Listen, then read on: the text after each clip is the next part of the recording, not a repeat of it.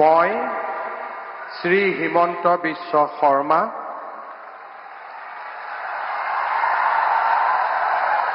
ঈশ্বৰৰ নামত শপত লওঁ যে বিধিৰ দ্বাৰা স্থাপিত ভাৰতৰ সংবিধানৰ প্ৰতি মই প্ৰকৃত বিশ্বাস আৰু আনুগত্য পোষণ কৰিম।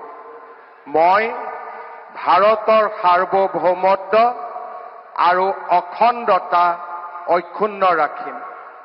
মই অসমৰ মুখ্যমন্ত্ৰী হিচাপে মোৰ কৰ্তব্য বিশ্বস্ততাৰে আৰু শুদ্ধ অন্তঃকৰণেৰে সম্পাদন কৰিম আৰু মই ভয় বা পক্ষপাত, অনুৰাগ বা বিদ্বেষ নোহোৱাকৈ সংবিধান আৰু আইন অনুসাৰে সকলো শ্ৰেণীৰ লোকৰ